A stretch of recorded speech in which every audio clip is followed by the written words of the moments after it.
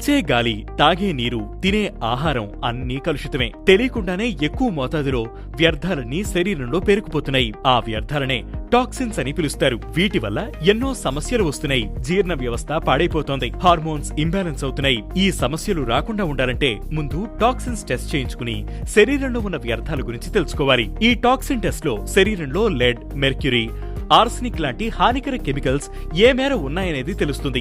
వీటితో పాటు pesticides, plastic కణాల గురించి కూడా ఈ టెస్ట్ ద్వారా అర్థమవుతుంది. జీర్ణశక్తి సరిగ్గా లేనప్పుడు తిన్న ఆహారానికి సంబంధించిన వ్యర్థాలు కూడా అలాగే ఉండిపోతాయి. టాక్సిన్స్ టెస్ట్ లో ఇవి కూడా ఎంతవరకు ఉన్నాయనేది తెలుస్తుంది. మిగతా టెస్ట్ లాగానే బ్లడ్, యూరిన్ లేదా హెయిర్ శాంపిల్స్ తీసుకుని ఏ మేర టాక్సిన్స్ ఉన్నాయనేది గుర్తిస్తారు. ఆ తర్వాత బాడీ ఎంతవరకు సహజంగా డిటాక్స్ చేయగలుగుతోంది, ఏదైనా ట్రీట్మెంట్ అవసరమా అనేది డాక్టర్లు సూచిస్తారు. కాబట్టి తరచూ నీరసం, తలనొప్పి, జీర్ణ సమస్యలు వస్తున్నాయంటే టాక్సిన్స్ పెరిగినట్లు లెక్క.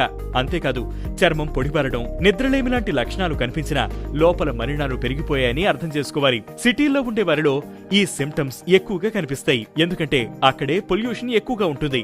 దీంతో పాటు రెగ్యులర్ గా మద్యం సేవించడం, పొగ తాగడం, ప్రాసెస్డ్ ఫుడ్స్ తినడం లాంటివి టాక్సిన్స్ ని రెట్టింపు చేస్తాయి. కాబట్టి ఇలాంటి వాళ్లు తప్పనిసరిగా టాక్సిన్ టెస్ట్ చేయించుకోవాల్సి ఉంటుంది. తీవ్ర లక్షణాలు కనిపించినప్పుడు ఈ పరీక్ష చేయించుకుంటే అసెస్ చేయడానికి సులువుగా ఉంటుంది. ఈ టాక్సిన్స్ పెరిగితే ఫెర్టిలిటీకి కూడా ఇబ్బంది తప్పదు. అంతేకాదు హార్మోన్స్ ఇంబ్యాలెన్స్ సమస్య వస్తుంది. దీంతో పాటు నెలసరి సరిగ్గా రాకపోవడం, సంతాన సమస్యలు, పీసీఓఎస్, థైరాయిడ్ లాంటి ఇబ్బందులు తలెత్తుతాయి.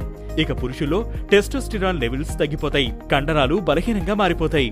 మెటాబాలిజం పూర్తిగా పాడైపోతుంది. అందుకే ముందు జాగ్రత్తగా టాక్సిన్ టెస్ట్ చేయించుకోవడం మంచిది. Like, share and subscribe to my channel.